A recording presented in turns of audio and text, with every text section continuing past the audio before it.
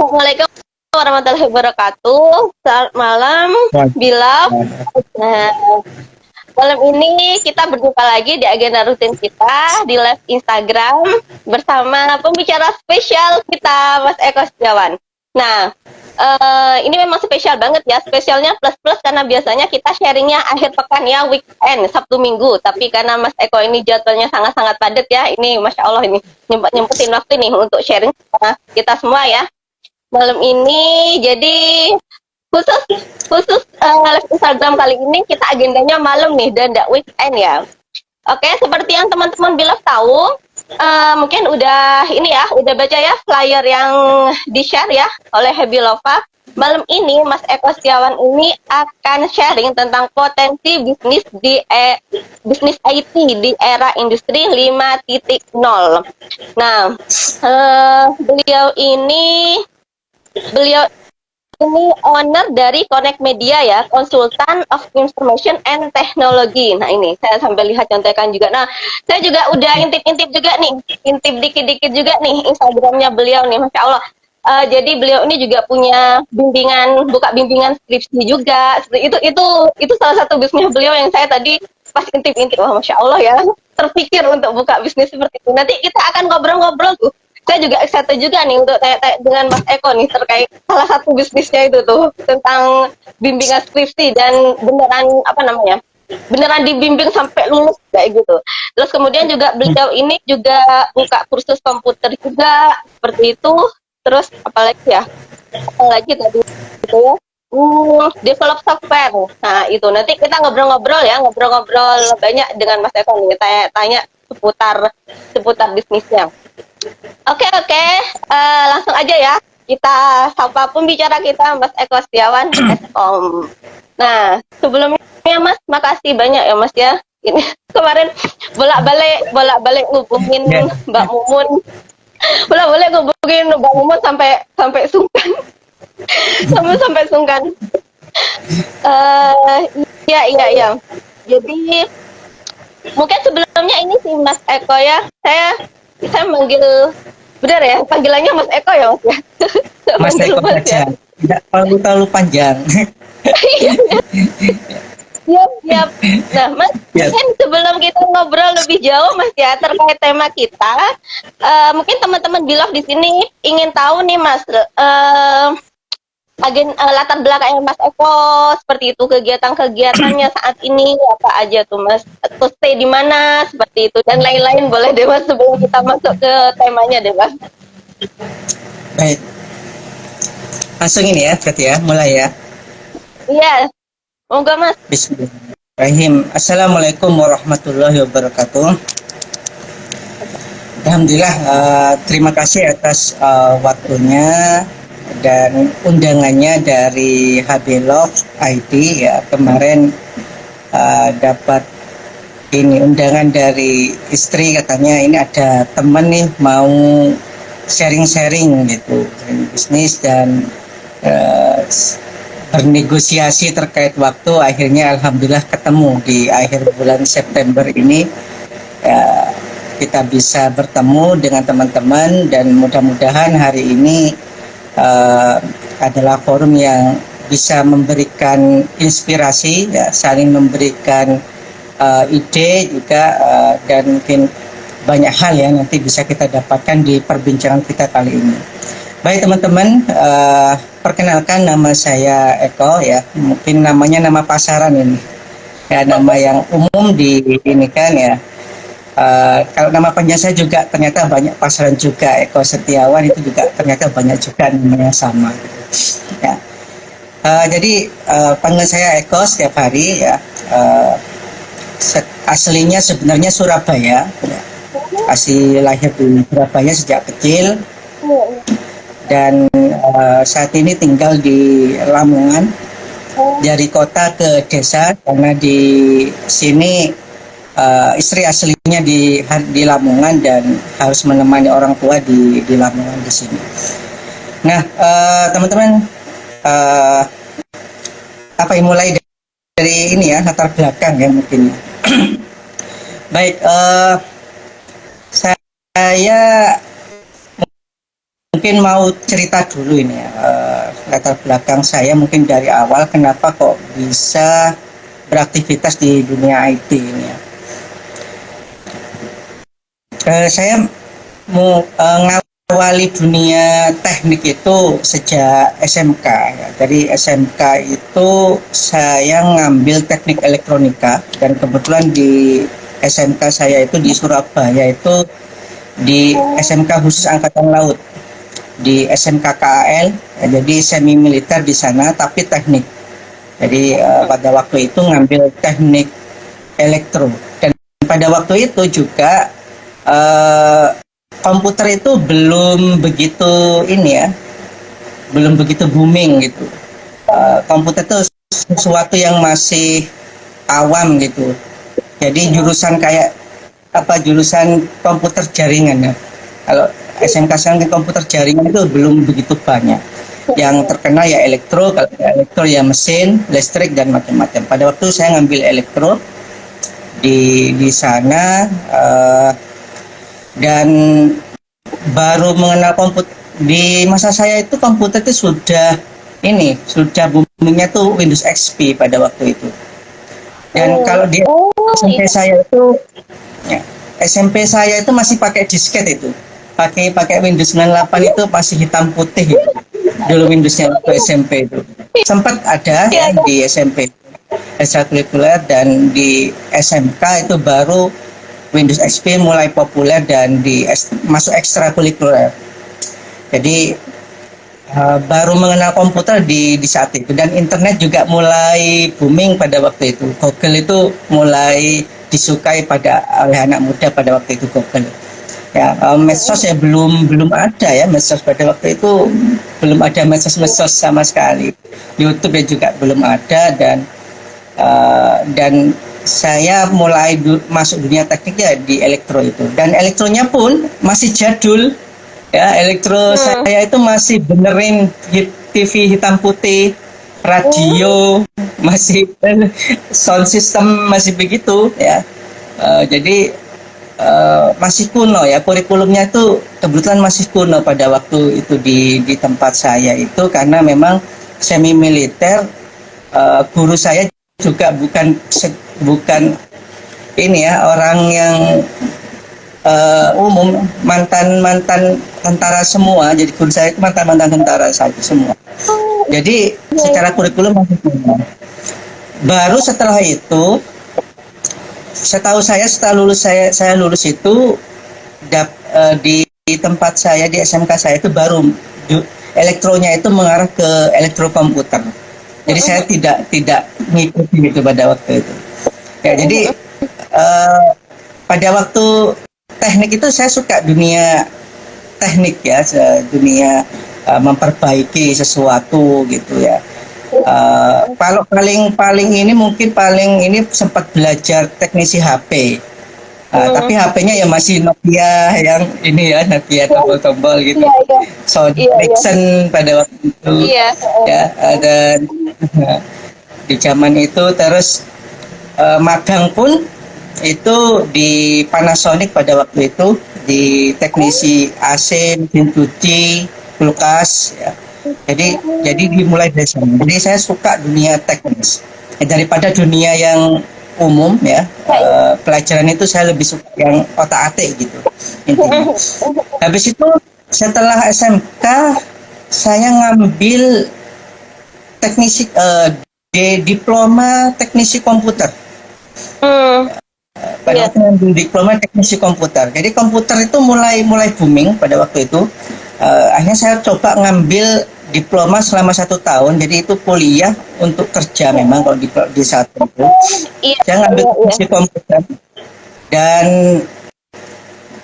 dan itu kalau teman-teman tahu, saya pertama kali punya PC komputer itu bukan untuk dipakai, saya bongkar. Jadi saya beli komputer itu saya bongkar, saya pelajari itu mana itu hard disk, mana itu RAM. Bahkan komputer saya itu sengaja saya kasih virus untuk belajar mengatasi virus pada itu. Jadi tidak dibuat untuk secara umum. Jadi memang saya khususkan untuk bongkar belajar teknisi. Setelah itu nggak sampai 1 tahun, itu nggak sampai 1 tahun saya di diploma itu. Jadi setengah tahun itu, nggak sampai 1 tahun itu saya keterima kerja di Pasuruan di Panasonic pada waktu itu di pabrik lampu di Oh iya. di pabrik lampu di Pasuruan itu selama 2 tahunan saya bekerja di sana dan sebagai operator produksi. Jadi kalau di sana itu bagian spesialis pada waktu itu bagian masang kawat sama pipa untuk memasukkan gas pada lampu itu. Bagian khusus itu selama 2 tahun saya jalani dan karena ini ya mungkin karena saya itu orang yang nggak bisa stay dalam satu hal, maksudnya bosenan gitu ya.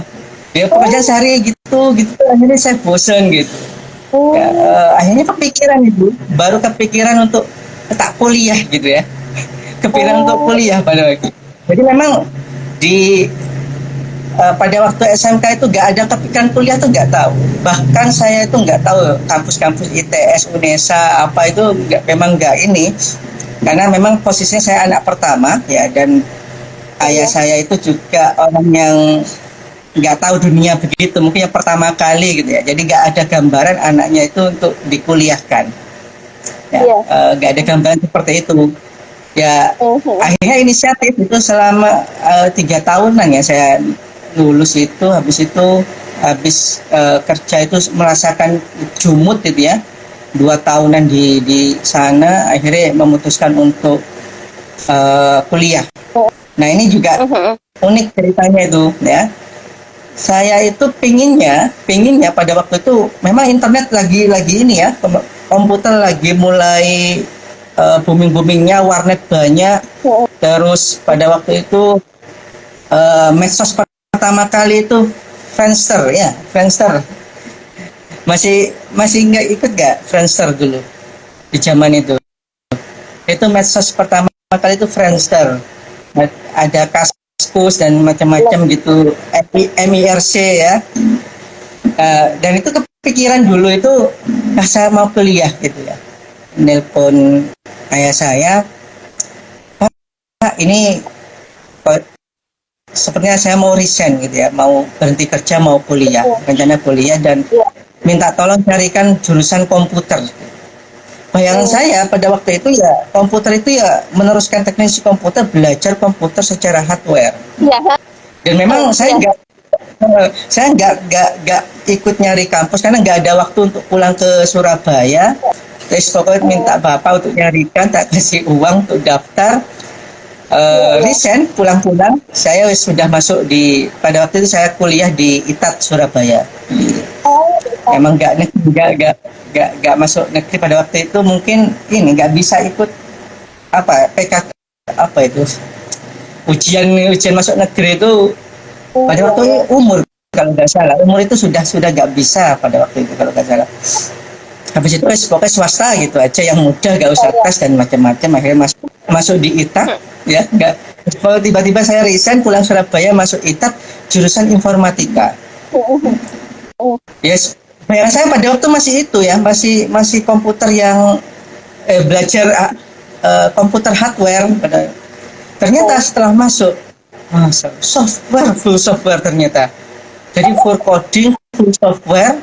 Dan ternyata di sana itu ada 3 jurusan ya, sistem komputer, sistem informasi dan teknik informatika. Jadi harusnya saya itu masuk yang sistem komputer. Ya sistem komputer kan full hardware. Kalau informatika full software, kalau di sistem informasi itu manajemen, lebih ke arahnya ke manajemen informatikanya nanti, manajemen IT-nya. Nah ternyata wah salah ya. Nah sambil itu kan saya ambil kuliah malam pada waktu itu, memang tak rencana kuliah kerja.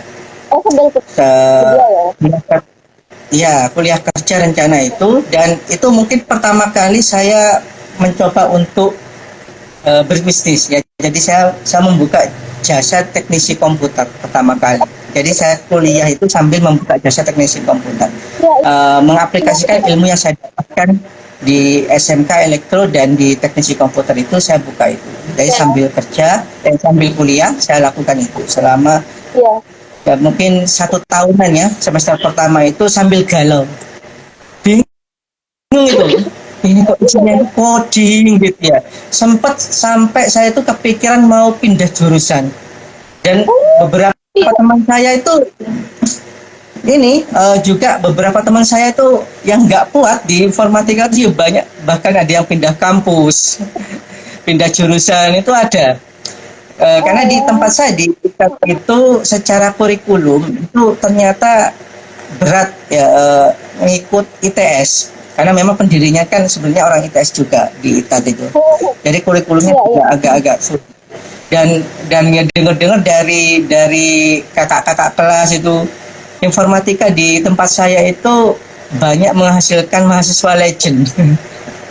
Jadi sampai 7 tahun itu benar-benar paling banyak dari semua jurusan itu, yang paling banyak menghasilkan mahasiswa legend itu informatika. Pada waktu masih 7 tahun itu, di zaman saya masih 7 tahun. Saya kuliah sambil teknisi itu sambil galau, itu mau pindah jurusan apa enggak, ikut teman-teman apa tidak gitu ya. Ada beberapa teman-temanku pindah di kampus sebelah di Narutama itu, ini ya Narutama kalau nggak salah. Itu ngambil sistem komputer beberapa teman-teman. Tapi akhirnya tidak saya lakukan. Kemudian nanti ngulang lagi, biaya lagi, tambah lagi dan macam-macam ya. Saya lanjutkan itu sambil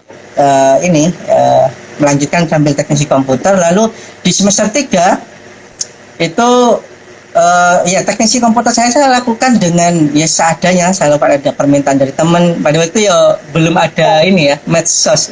Medsos sudah BP ya, zamannya BP ya, BlackBerry. Tahun berapa? Ya zaman itu berapa toh, Mas? Zaman BlackBerry. Saya masuk Tahun 2009. Saya masuk 2009. 2009 Masuk ya. kuliah. Iya, Mas. Iya. Iya, masih Blackberry. 2009. Tapi Blackberry Ya, juga BlackBerry belum terlalu itu. booming. Nah, belum Ya, terlalu booming juga sih, 2000. Mas. Ya, 2010 2011 itu mulai booming itu BlackBerry itu, dan ya promosinya masih ini ya, manual, teman ke teman ya, teman nanti ngajak teman gitu dan seterusnya untuk yang teknisi komputer itu. Terus dan ya memang kan orang teknik ya, orang teknik itu tidak punya ilmu ilmu marketing, ilmu berbisnis. Oke, asal jalan saja gitu. Asal jalan saja pada seadanya. Habis itu semester 3 itu diajak teman satu kelompok itu untuk buka rental komputer. Jadi pada waktu itu masih rental itu masih banyak dibutuhkan ya, mahasiswa sekitar gitu. Akhirnya kita buka rental pada waktu itu di sekitar kampus ya, kampus juga di daerah sana. Nah itu buka rental, dan sekali lagi karena kita memang bukan orang bisnis basicnya ya, orang teknik ya, akhirnya ya buka bisnisnya semampunya gitu. Jadi teman saya pada waktu itu seorang IT kerja kuliah, dan saya diminta untuk ngurusi manajemennya secara keseluruhan gitu. Jadi saya ngurusi manajemennya dan seadanya, dan karena memang ini ya kita hanya mengandalkan mahasiswa sekitar ya, akhirnya cuma bertahan 1 tahunan lebih dikit gitu. Akhirnya cuma bertahan segitu. Habis itu kalau nggak salah Android itu mulai booming. Android itu mulai booming itu 2012 ya, 2013 2013 itu mulai booming Android itu kan. Jadi mulai peralihan BlackBerry ke Android. Ya, jadi sudah mulai Android, dan internet sudah mulai mudah untuk diakses ya. Kartu internet itu lagi bisnis kartu internet lagi boomingnya pada waktu itu. Kartu sekali pakai, modem kalau pakai yang daerah itu. Itu rental mulai agak minim ya, mulai ditinggalkan, akhirnya ya tutup. Habis itu sambil kuliah akhirnya saya coba sambil teknisi tetap jalan, saya teknisi pada waktu tetap jalan, dan saya pada waktu mulai mencoba untuk serius belajar informatika. Jadi saya itu perjalanan kuliah itu Iya. serius belajar coding itu mulai semester 5-an. Itu mau serius. Jadi mulai belajar serius itu di sana. Habis itu setelah itu teknisi itu saya mulai joinan sama teman juga. Jadi waktu itu sendiri, sekarang joinan. Habis itu mulai mencoba dunia pendidikan. Jadi ngajar di kursus komputer. Ngajar di teman ya, belajar untuk ngisi komputer. Jadi sambil ngisi kursus komputer di LPP pada waktu itu. Ngajar beberapa instansi, ya instansi, ngajar office, ngajar desain gitu. Itu saya lakukan, belajar di pendidikan, ambil belajar coding itu, tekun itu, belajar coding. Wes ini jalan saya, apa dulu? Ini jalan saya, wes tak jalani aja gitu ya. Jadi mulai meninggalkan dunia perteknisian pada waktu itu, mulai serius untuk coding. Ya itu saya jalani 1 tahunan itu, ya. Dan itu mulai bisa coding, ya, mulai bisa membuat aplikasi dan semacamnya itu di semester 5-6. Habis itu sambil ngajar mengisi, dan semester 6 itu, nah itulah pertama kali Connect Media saya dirikan. Jadi saya buka Connect Media sambil joinan sama teman. Melalui pengalaman saya sebelumnya, ya, yang asal buat usaha itu asal gitu. Ini mulai coba gandeng teman, ya, gandeng teman yang memang punya modal, saya gandeng punya modal. Terus satunya marketing, ya, jadi anak dari jurusan ekonomi itu saya undang, ayo joinan untuk buat usaha coding gitu ya, jasa programmer. Dan pada waktu juga saya campur dengan kursus privat, jadi kursus privat komputer dan jasa programming. Itu Connect Media, dan saya buka di sekitar kampus itu. Kecil pada waktu, karena di Surabaya itu tempat lumayan mahal-mahal. Apa di sekitar kampus itu sewa itu 2,5 kali 6 itu 8 juta itu setahun, itu mahal sekali. Kecil tempatnya, dan aduh, mau tak buat kursus komputer reguler ini kok nggak ada tempatnya. Akhirnya ya cuma privat gitu ya, kita buat privat saja. Dan pada itu juga lumayan punya database dari kursus sebelumnya, dan langganan teknisi itu kita buat teknisi jasa programming dan kursus privat. Dan itu saya jalani, dan sekali lagi karena memang ini ya, nggak punya ilmu bisnis, itu cuma bertahan 1 tahun. 1 tahun lagi, ya. Jadi 1 tahun itu berjalan seadanya, ya. Ya tapi ada ya, orderan project itu ada, terus kursus itu juga ada. Cuman kelemahan saya pada waktu itu adalah manajemen dalam bisnis. Tidak memahami bagaimana mengatur sebuah bisnis, perusahaan dan semacamnya, itu nggak punya ilmunya, nggak punya basicnya. Marketing pun ya baru-baru belajar pada waktu itu, baru belajar di teman yang ekonomi saya cari, ada digital marketing ya. Kita buat website, kita buat ini juga pada itu. Tapi ya karena sekali lagi kan namanya marketing, kalau tanpa ilmu bisnis itu ya ala kadarnya akhirnya. Setelah 1 tahun saya tutup itu, diajak teman untuk fokus ke kursus komputer. Tapi jasa programmer saya itu saya alihkan ke freelance, tapi saya tetap menerima jasa programmer dan kursus privat secara pribadi. Lalu diajak teman untuk bangun kursus komputer. Jadi ada teman itu yang punya kursus komputer yang berlisensi gitu, jadi dia punya lisensi resmi gitu ya, kursus komputer resmi di Surabaya. Cuman hampir puput gitu, hampir gulung tikar gitu ya. Jadi kursus komputer hampir gulung tikar, tapi dia punya nama pada masa-masanya itu jaya gitu, di tahun-tahun awal-awal komputer tuh dia jaya. Cuman setelah itu karena ditinggal oleh karena milik kakaknya sebenarnya, milik kakaknya dialihkan ke adiknya. Nah adiknya ini yang buat kursus komputer ini gandeng kita.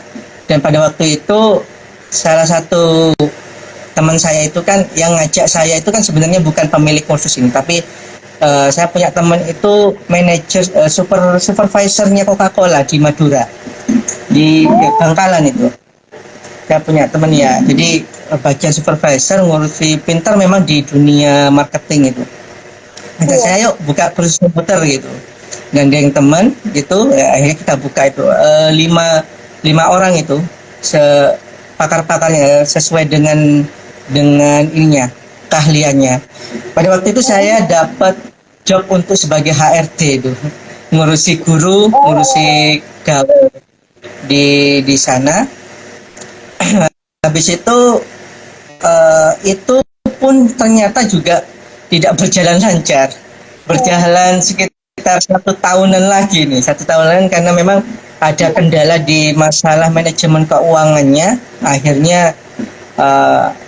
Akhirnya gulung tikar, gulung tikar. Dan di tahun itu saya menikah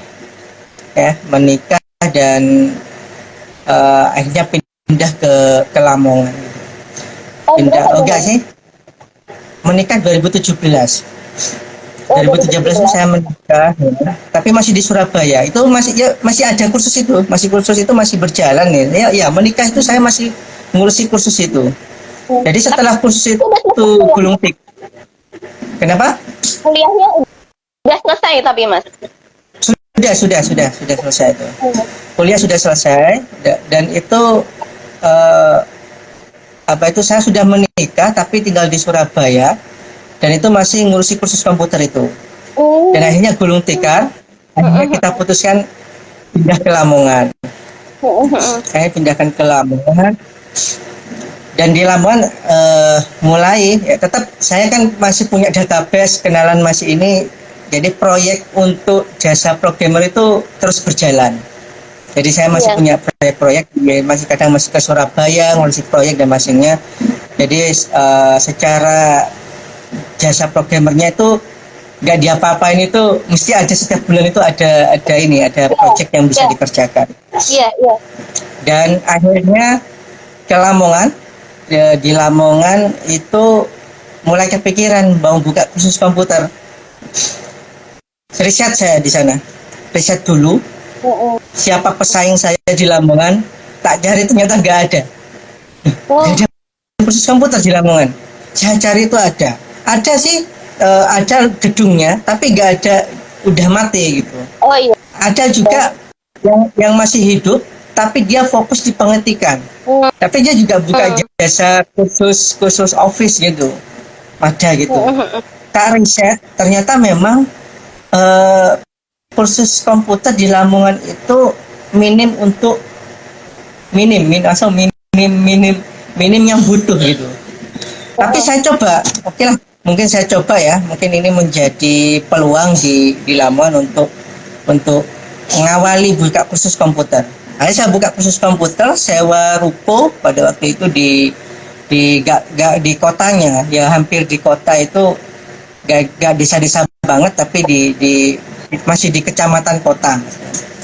Sewa tempat di sana, buka kursus komputer, ya kita buka lumayan besar dikit ya. Kita bisa buka reguler, privat, juga bisa online juga pada waktu itu. Buka, ternyata saya jalani selama 2018 itu. Saya coba saya pindah itu 2018 pertengahan, buka 2019. Riset setengah tahunan itu buka 2019, saya buka, ternyata benar. Minim untuk yang butuh kursus komputer, karena ternyata yang paling laku di Lamongan itu adalah kursus pelajaran. Jadi kursus LPB, ya pelajaran matematika ini dan semacamnya itu. Bahkan yang kursus bahasa Inggris pun itu kalah. Ada beberapa teman juga yang buka kursus bahasa Inggris itu pun kalah dengan kursus pelajaran. Saya coba 1 tahun dan murid saya itu bukan anak-anak SMA, anak-anak SMP, itu guru. Murid saya itu guru. Oh, SD, SMP. Bahkan saya tuh menurut saya itu adminnya Polres, bayangkan adminnya Polres, iya, adminnya Kementak yang kursus ke saya itu, iya, pegawainya restoran. Nah, iya, itu jadi orang-orang yang tua jarang mungkin dapat itu pernah itu mahasiswa ya, mahasiswa tingkat akhir ya, bahkan mahasiswanya di Lamongan itu minim di komputer. iya. Seorang mahasiswa itu bisa pakai Office. Padahal itu saya buka itu ya, buka kursus itu lengkap itu, kursus Office, kursus desain grafis, ya, Corel, Photoshop dan semacamnya, Iya. kursus pemrograman juga saya buka. Tapi minim itu ya. Kalau desain mungkin Photoshop ya yang masuk itu kebanyakan Office. Jadi tingkat Iya, iya. kebutuhan di Lamongan itu Office itu paling banyak dicari ya. Daripada lainnya tuh tidak begitu laku. Nah, Oh, dan paling laris itu adalah pas masa-masa CPNS. Pas masa-masa CPNS oh, banyak nyari sertifikat. Nyari sertifikat ya untuk pendaftaran CPNS itu. Dan itu pun saya nggak langsung kan, kadang itu minta buatkan sertifikat, tapi nggak bisa saya tes dulu ya untuk penilaian di sertifikatnya itu. Di tes itu, waduh itu banyak yang nggak bisa, Excel nggak bisa itu ya. oh, iya, iya, iya, iya. Sangat rendah secara teknologi di Lamongan ini. Ya, jadi untuk kursus komputer selama saya coba itu ternyata ya eh, perlu banyak effort ya. Jadi bisa sebenarnya, tapi perlu banyak effort untuk mengedukasi masyarakatnya. Dan Oh, iya, iya. dan itu pun bertahan 1 tahun. Kenapa bertahan 1 tahun? Karena ada COVID. Oh, iya, Jadi benar, benar, benar. Iya, benar, Mas. dari 2020 itu Iya, COVID ya. Aduh, itu nah kita itu bingung ya karena offline nggak bisa, akhirnya kita merambah full online. mm-mm. Full online pun banyak banyak sekali hambatan. Pada waktu itu Zoom itu ya mulai ini ya, tapi banyak hambatan mulai dari sinyal dan seterusnya macam-macam itu. Iya, benar. Tapi banyak peminatnya ya, banyak peminat di Indonesia itu. Saya itu dapat dari Bekasi gitu ya, Sumatera ya untuk kursus di online gitu. Iya, iya. Jadi coba ke online banyak peminat ya. Eh, pada itu tapi tergerus dengan perusahaan-perusahaan besar ya, munculnya Ruang Guru, apa itu banyak sekali perusahaan-perusahaan besar yang kursus online itu kita kalah secara ini, secara Iya, iya. manajemen bisnis dan macam-macamnya. Dan itu memang ya sekali lagi sampai 2020 itu saya itu minim ilmu bisnis. Jadi buat usaha itu asal. Jadi gak minim ilmu bisnis, pokoknya buat asal buat gitu ya.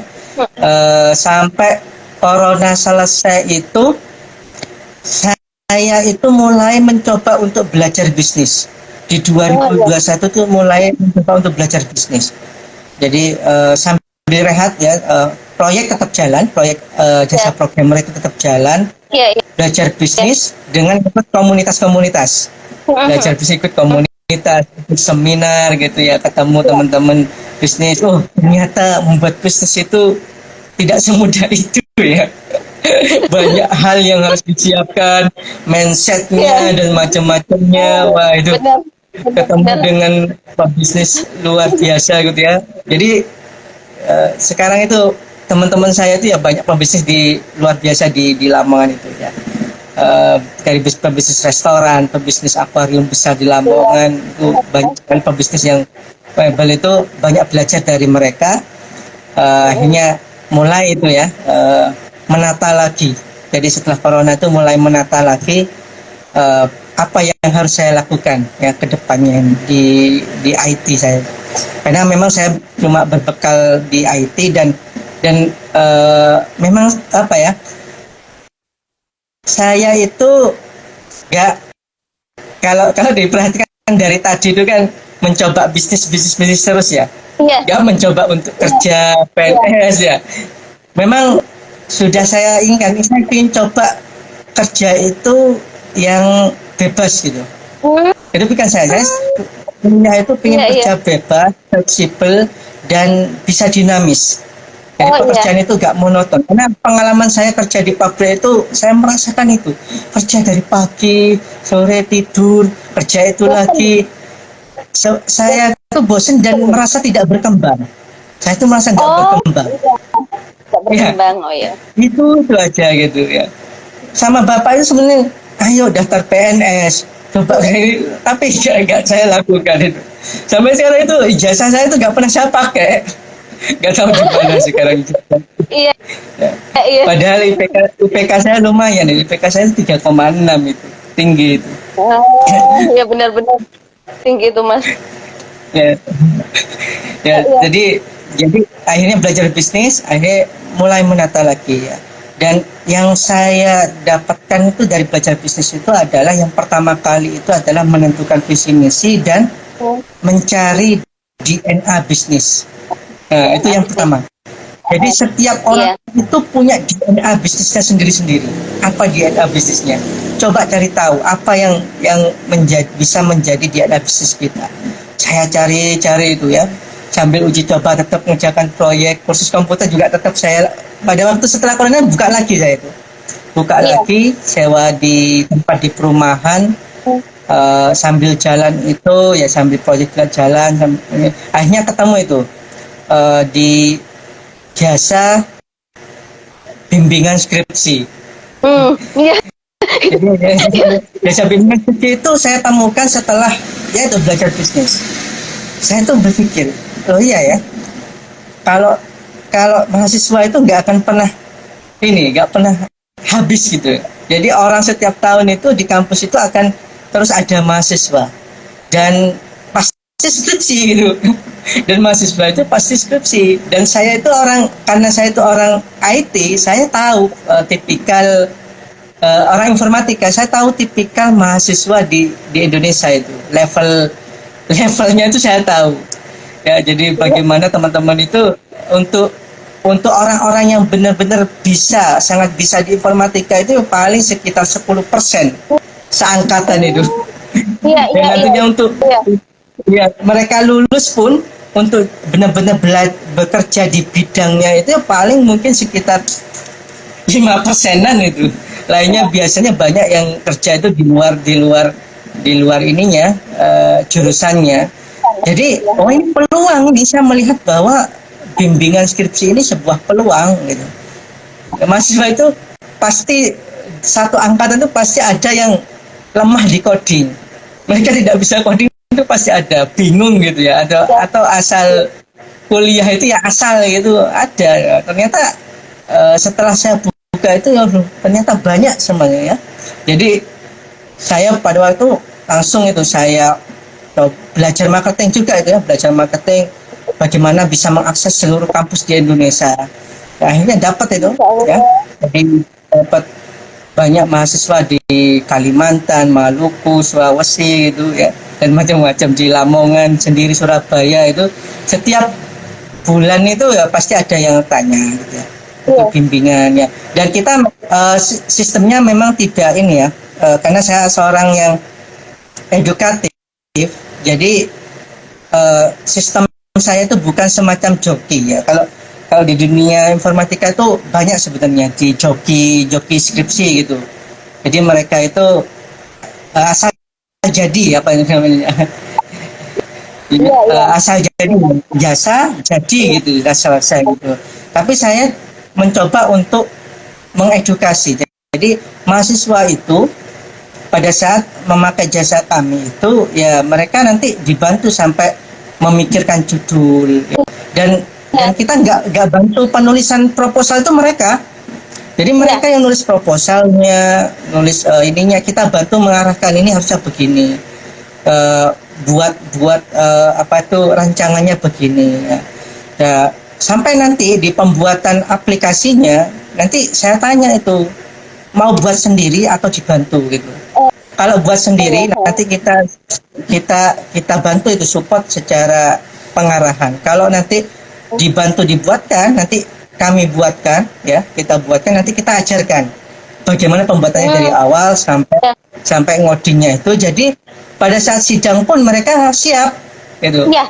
Jadi tidak Iya. nol betul ya. Jadi mereka sudah siap, paham apa yang dikerjakan, bagaimana codingnya, dan kita bantu sampai itu lulus revisi. Dan alhamdulillah sampai sekarang ya berjalan ya.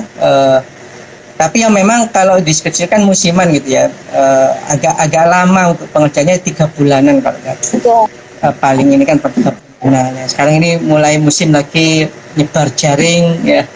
Kemarin itu juga udah beberapa yang coba pakai jasa kami bimbingan, tapi nunggu masuk kuliah lagi dan macamnya. Nah, itu dan kursus juga tetap kita jalankan ya. Sekarang kursusnya ini di rumah di sini. Saya buka kursus di rumah di sini. Jadi kemarin kita buat di perumahan itu tutup awal tahun kemarin itu kita tutup yang kursus. Jadi kursus kita pindah di rumah. Jasa programmer tetap berjalan ya. Kita untuk jasa developer itu juga tetap ada setiap bulan itu ada di pembuatan aplikasi perusahaan. Sekarang juga lagi ngejarkan di aplikasi ini manajemen penjualan buku di JV Media Pustaka di Lamongan itu. Kita sedang ada proyek itu, juga ngerjakan skripsi, bantu bimbing skripsi, dan kursus juga sedang kita jalankan.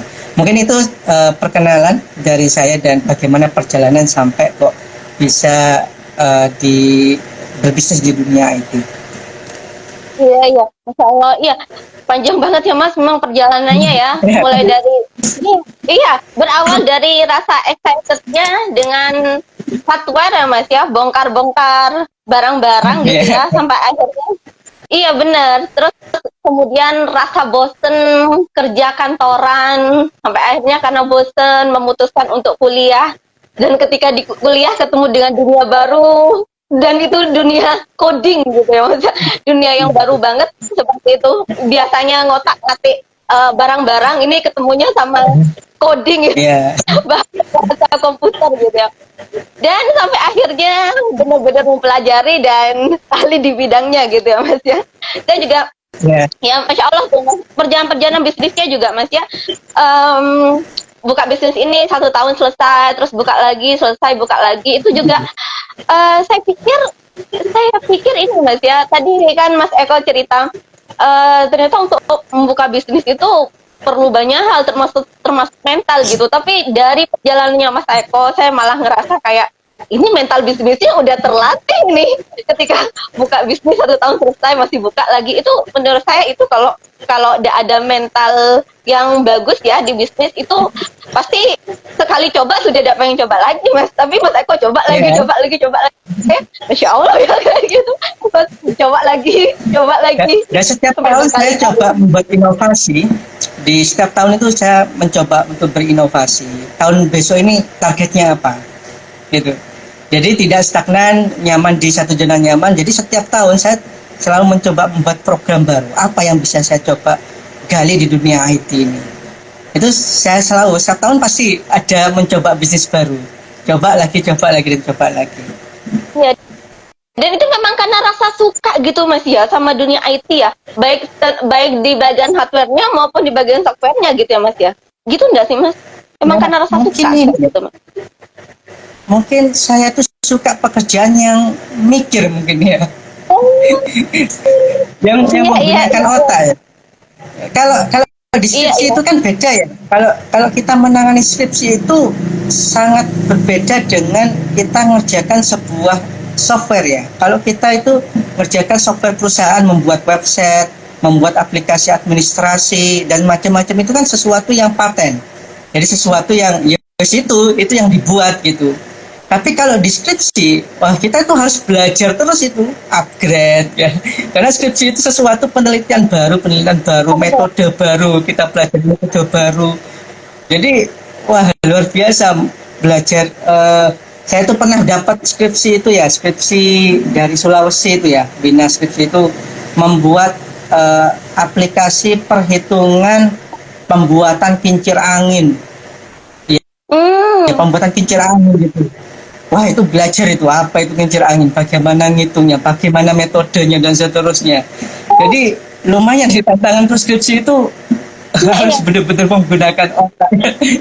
Kayak kemarin terakhir saya ngerjakan aplikasi untuk penentuan penyakit kambing, untuk penyakit ini ya penyakit kambing kalau nggak salah itu. Terus juga pembuatan kotak suara sekolah juga skripsi itu. Oh kita jadi menarik ya, skripsi itu kita harus mengerjakan sesuatu yang baru, jadi tidak monoton. Oh ada sesuatu yang baru, saya belajar sesuatu yang baru Iya, jadi dalam waktu bersamaan ya Mas ya, ketika Mas Eko membantu teman-teman semester akhir untuk mengerjakan skripsinya, dalam waktu bersamaan Mas Eko juga sebenarnya belajar gitu ya, belajar yang baru gitu ya Mas.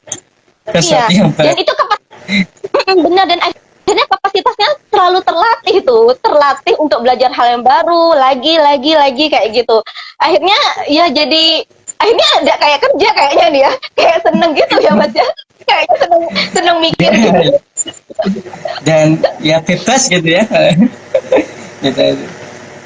Iya. Tapi berarti memang ini Mas ya, karena memang sudah terlatih, berarti memang selama ini Mas ya, dari pengalaman Mas Eko, setiap teman-teman yang datang ke Mas Eko untuk minta dibantu ngerjakan skripsinya itu mesti setiap kesulitan itu ya pasti selesai gitu Mas ya. Mesti Mas Eko mempelajarin dan selesai, atau ada momen yang memang ini nggak bisa kayak gitu, atau memang selalu terselesaikan Mas? Oh, ada kadang itu ada problem yang memang di luar kemampuan. Terus saya gini, saya kalau dapat project atau skripsi itu kalau sudah overload gitu, kalau sudah terlalu banyak, biasa saya itu gandeng partner. Jadi teman-teman saya dulu di Surabaya, dia itu tak minta untuk menghandle gitu ya. Ini juga tantangan ya. Karena juga belajar bisnis kan, belajar manajemen karyawan juga pada waktu itu banyak kendala itu ya. Banyak kendala juga antara klien dengan programmer saya itu ya. Kadang itu cekcok, akhirnya gak jadi ya. Kadang juga ada permintaan terlalu sulit, ada yang mahasiswa bawel, macam-macam kadang problemnya. Iya Mas, dan memang saya itu Mas, ketika tadi saya cerita buka-buka gitu Mas ya, di Instagram ini ya, bisnis di sana, itu tuh memang dari beberapa bisnis ya yang tertera di sana itu, saya memang ini Mas ya, cukup cukup excited gitu ya dengan ya bisnis ini, bimbingan skripsi. Apalagi saya scroll tuh Mas, seperti yang Mas Eko ceritakan tuh.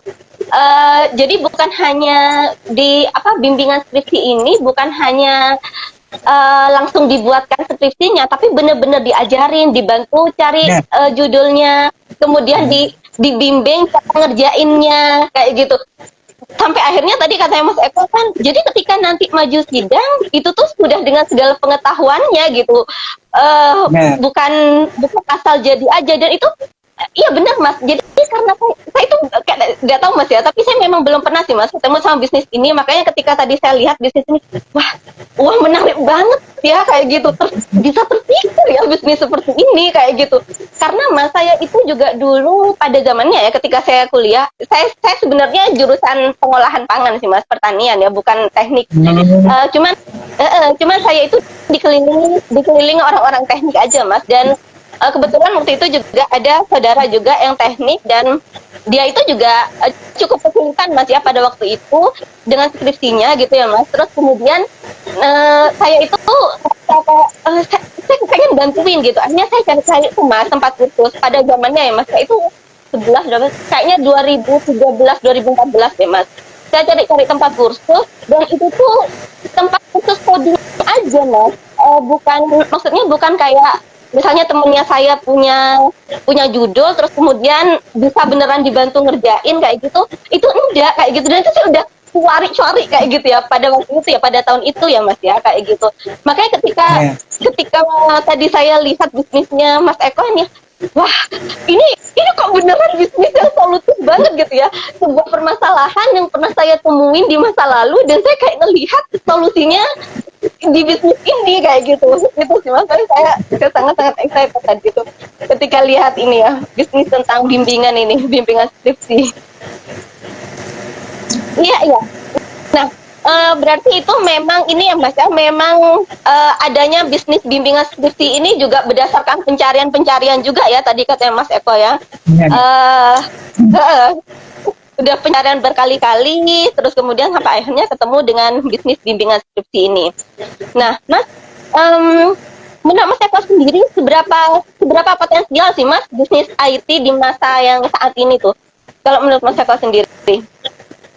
eh, bis IT kedepannya ini akan sangat potensial sekali ya. Jadi kalau kita bicara perkembangan teknologi sekarang ini kan sangat cepat sekali, dinamikanya sangat cepat sekali, dan sudah kalau di dunia bisnis itu sudah mencapai industri 5.0. Kalau kita coba ini ya, teman-teman searching ya di apa itu industri 1.0 sampai 5.0, itu kan perkembangan teknologi dimulai dari munculnya mesin tik ya, terus radio, terus televisi ya, terus akhirnya telepon. Lalu nanti industri 2.0 itu mulai tenaga listrik, tenaga uap, terus masuk ke 3.0 itu komputer ya, mulai masuk komputer di sana.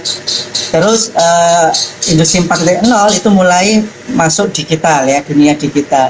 Yang sampai sekarang ini yang ada industri 4.0 kan berdasarkan menggunakan apa itu internet ya, koneksi internet, dunia digital apa namanya? Shopee itu apa namanya? Marketplace, medsos dan macam-macam, itu kan revolusi di industri 4.0 ya. Dan akhirnya kan muncul ya peluang-peluang bisnis di industri 4.0 ya. Terutama di bidang saya itu kan ya jasa programmer, terus yang sedang laris itu kan data analis. Sekarang di tahun 2020 itu data analis, data engineering lagi booming-boomingnya itu ya. Sebuah profesi untuk memprediksi segala hal ya, mulai memprediksi tentang bisnis, memprediksi tentang keuangan dan macam-macam, itu lagi boomingnya sampai saat ini data. Makanya sekarang ini di kampus-kampus mulai muncul itu jurusan baru, data analis, data engineering, ya, data science ya. Nah, dan nanti ini kedepannya ya, ini akan mulai masuk ke industri 5.0 ya. 5.0 ini apa? Ini dunia AI ya. Jadi dunia AI, dan kita sudah merasakan sekarang AI sudah mulai masuk, semua itu serba otomatis, dan ini menjadi sebuah peluang yang sangat besar bagi IT ya. Bahkan saya punya ini dulu murid dan klien ya, seorang manajer peralatan atau apa itu Pak, ini di Bank BCA Surabaya Pusat. Itu saya ngerjakan Bank BCA Surabaya itu 5 kali itu proyek aplikasi itu di sana dulu. Itu beliau cerita pas ke Singapura ya, seminar ke Singapura, beliau cerita itu. Jadi kedepannya itu bahkan di dunia perbankan itu akan dikurangi ya hal-hal yang sifatnya manual seperti teller, itu akan hilang. Karena apa? Karena semua akan dimesinkan, di AI kan. Dan sudah terasa ini di beberapa ATM ini kan sudah bisa mulai setor tunai itu kan. Tadi di Lamongan ini juga ATM-nya di Bank BSI itu sudah mulai bisa setor tunai sudah. Jadi teller sudah mulai akan dikurangi itu ya, seorang teller itu. Dan beberapa cerita dari teman-teman yang kerja di pabrik pun sekarang mesinnya itu juga sudah mulai serba otomatis. Jadi kemampuan mesin di era sekarang dibandingkan di era sebelumnya itu sudah mulai full mesin, itu full otomatis itu. Kalau di zaman kita dulu, di zaman saya itu mesin itu masih ada yang manual, ada yang masih semi otomatis. Kebetulan dulu saya pegang mesin yang semi otomatis ya, jadi nggak full otomatis, jadi dia itu semi, masih ada user ya, masih ada peran user di sana untuk menjalankan produksi itu.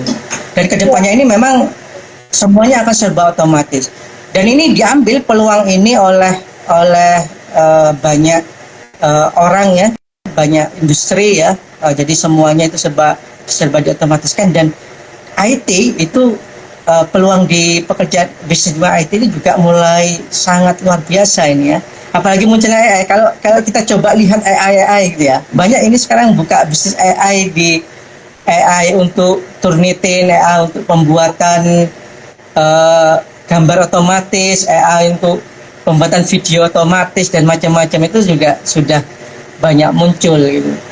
Dan saya rasa kedepannya ini bisnis IT ini nggak akan mati, akan selalu ada hal yang baru dan ada hal yang bisa kita upayakan ya dalam dunia IT ini. Dan perkembangan teknik di dunia IT pun juga semakin berkembang ya. Bahasa pemrograman ya, daripada saya dulu ini dengan sekarang itu bahasa pemrograman banyak sekali daripada zaman saya dulu itu.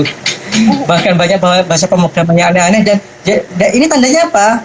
Ada peluang untuk menggunakan bahasa pemrograman itu untuk dunia bisnis. Jadi seperti itu. Iya Mas.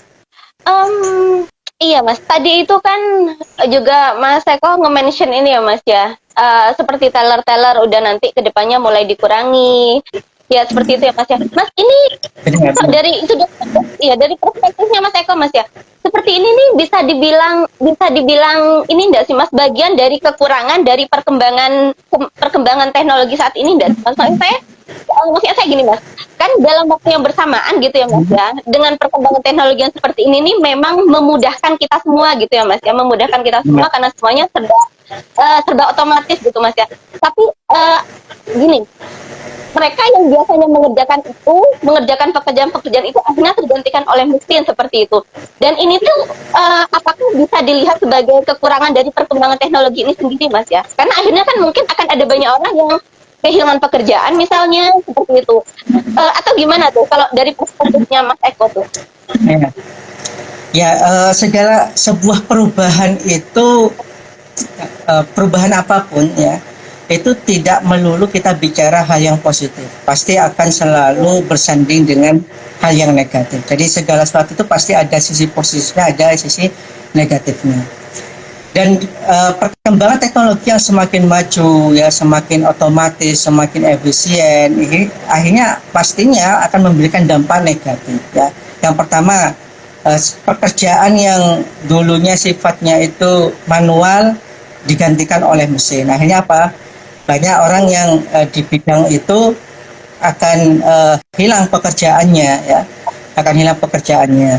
Terus kemampuan berpikir masyarakat pun nantinya akan menurun sebenarnya. Kalau kita bicara kemajuan ini, saya pernah mencoba untuk membaca bagaimana cara berpikir ya, kayak masyarakat sekarang yang terutama di Gen Z itu memang ada penurunan kualitas berpikirnya karena serba otomatisnya itu ya.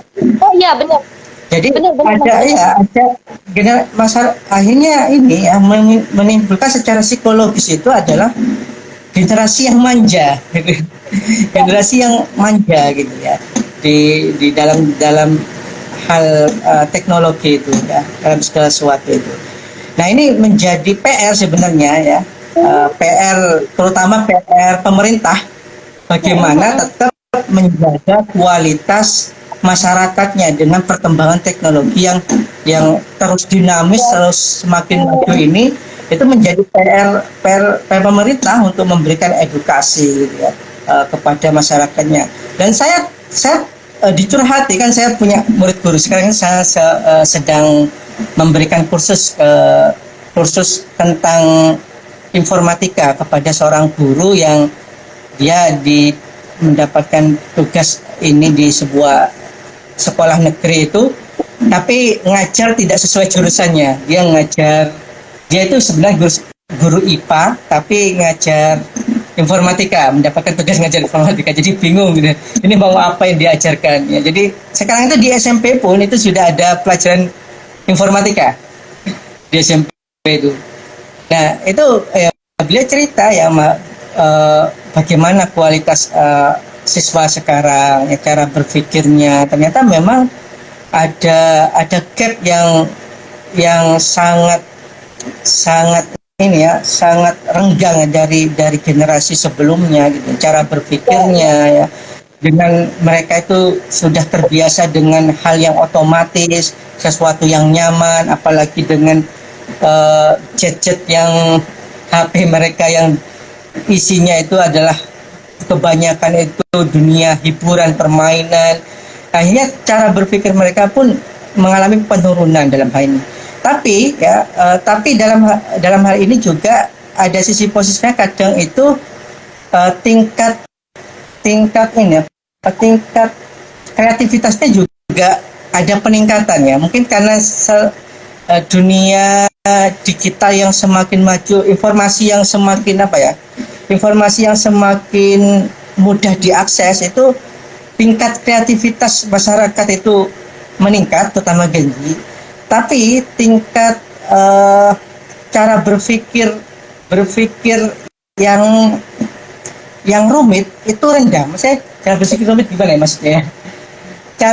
Cara metode mereka itu berpikir yang terstruktural. Jadi kalau orang dulu itu kan kalau membuat sesuatu itu, kalau sedang membuat sesuatu, mereka benar-benar berpikir secara sistematis, secara struktural gitu. Mereka berpikir misalnya contohnya misalnya dalam pembuat ada seorang tukang kayu buat meja gitu ya.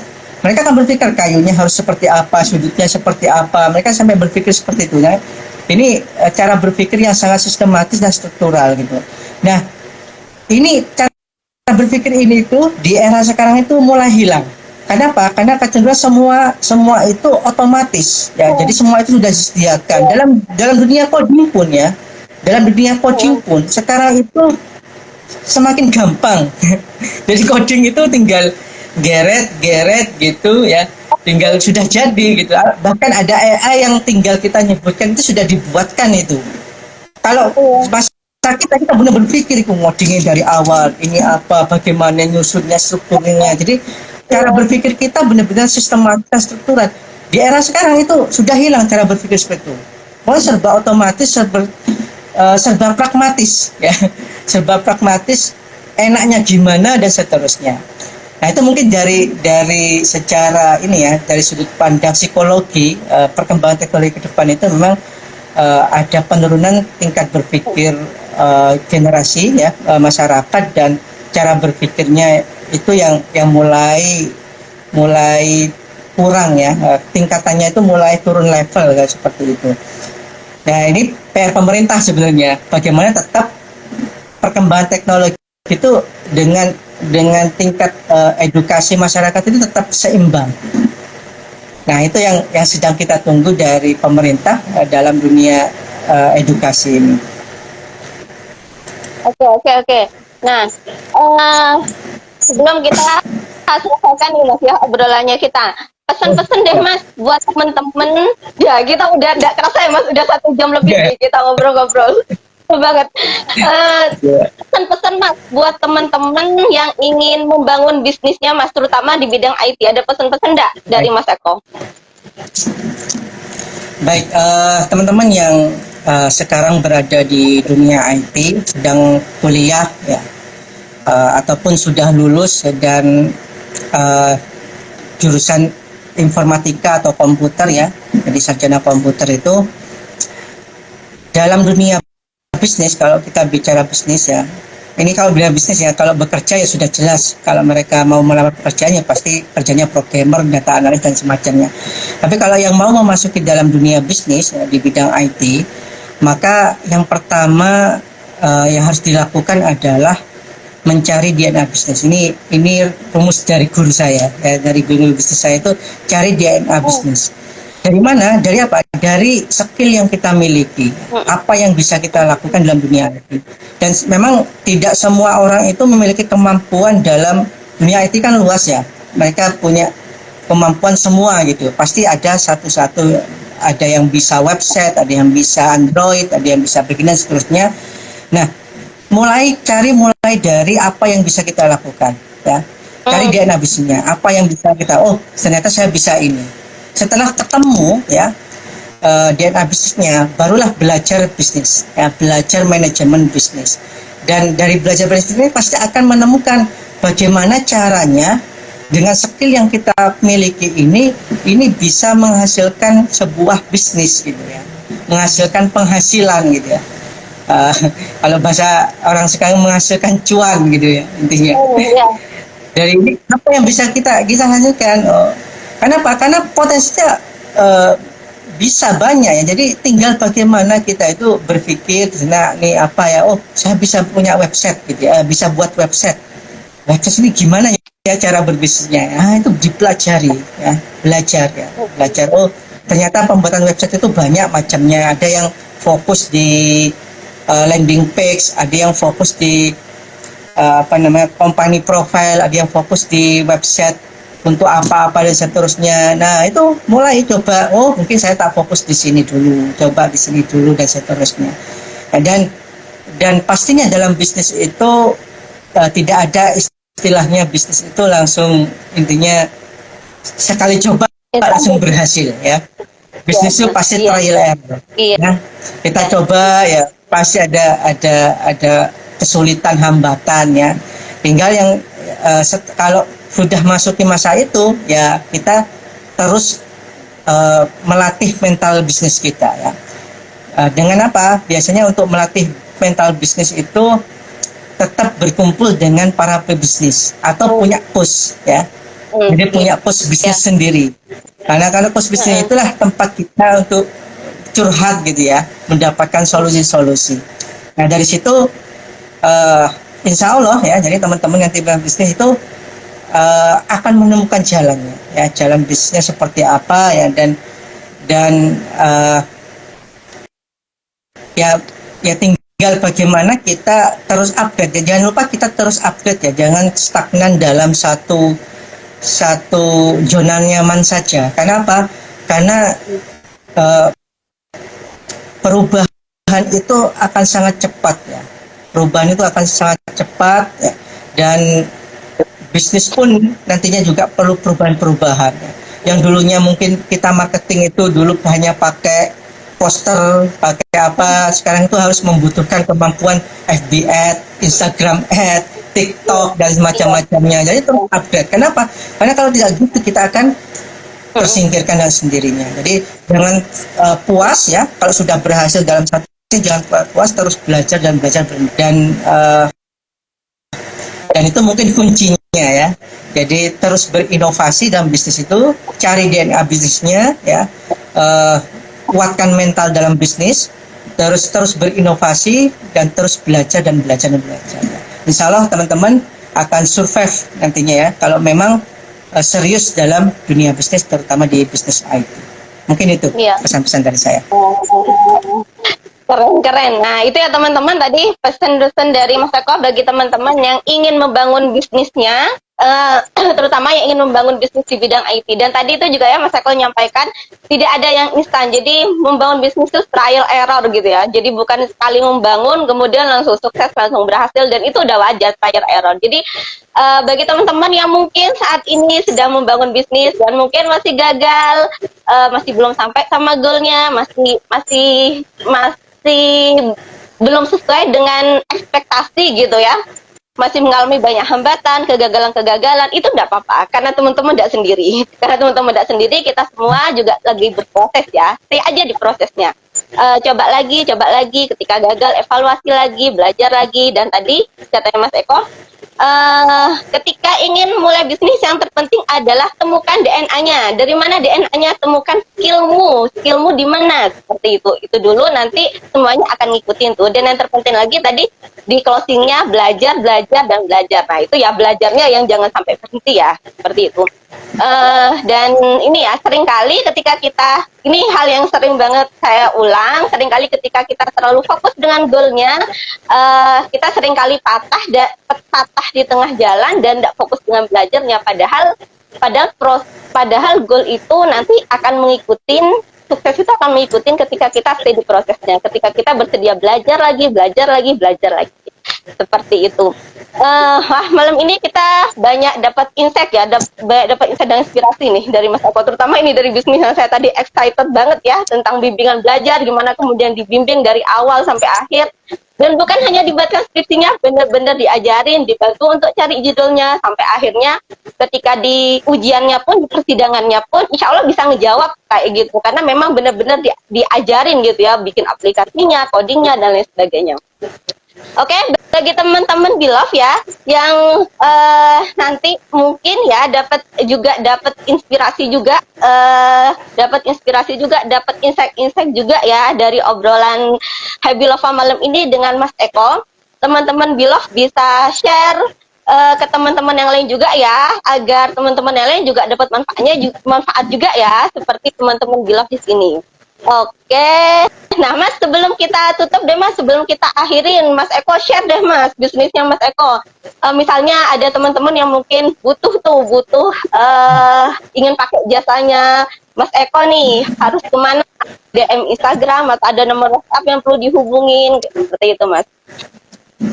Baik, bagi teman-teman yang ini ya memiliki kebutuhan di bidang IT ya, baik itu untuk usahanya ya, untuk bisnisnya atau apapun ya, bisa nanti menghubungi kami untuk jasa pembuatan aplikasi ya. Kita siap mengerjakan aplikasi apapun, baik itu desktop, Android maupun website ya, sesuai permintaan, karena kita memang sistemnya itu custom ya, dan kita sistemnya jual putus, bukan berlangganan maksudnya ya. Jadi memang benar custom. Jadi kalau buat aplikasi kita buat dari awal ya, apa permintaannya kita buatkan gitu. Yang pertama. Yang kedua, bagi teman-teman yang ini butuh untuk belajar komputer ya, yang baik itu Office, desain maupun programmer ya, kami juga menerima,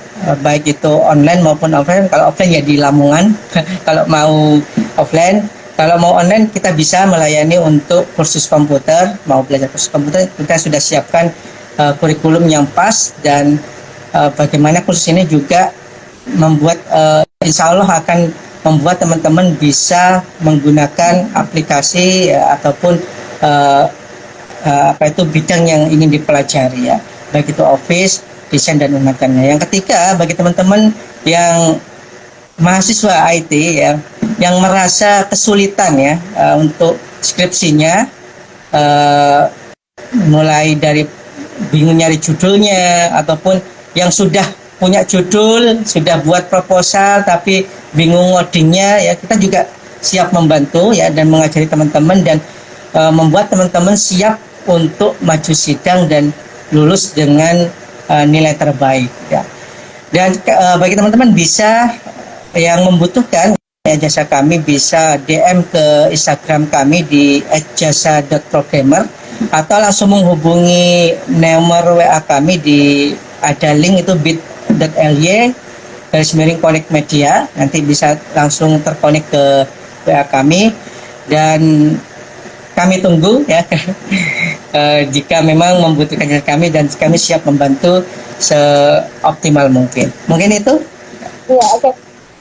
Insya Allah ya, itu ya bagi teman-teman yang tadi butuh jasa-jasa yang disediakan oleh ini apa tadi ya, nama bisnisnya Mas Eko tuh.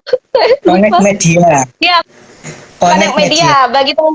Iya benar. Jadi bagi teman-teman yang butuh jasa yang disediakan oleh Connect Media, itu nanti bisa langsung follow aja ya, bisa langsung follow dan bisa langsung DM aja ya ke Instagramnya. Nanti ini insya Allah juga akan di-share di YouTube ya. Bisa langsung follow dan DM Instagramnya. Nanti di sana di Instagramnya juga ada nomor WhatsApp-nya. Seperti itu ya teman-teman. Oke, terima kasih banyak ya Mas Eko waktunya malam ini. Ya, sama-sama.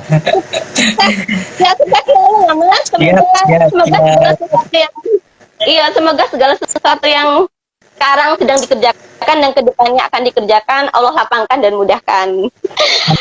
Oke. Assalamualaikum warahmatullahi wabarakatuh. Waalaikumsalam warahmatullahi wabarakatuh.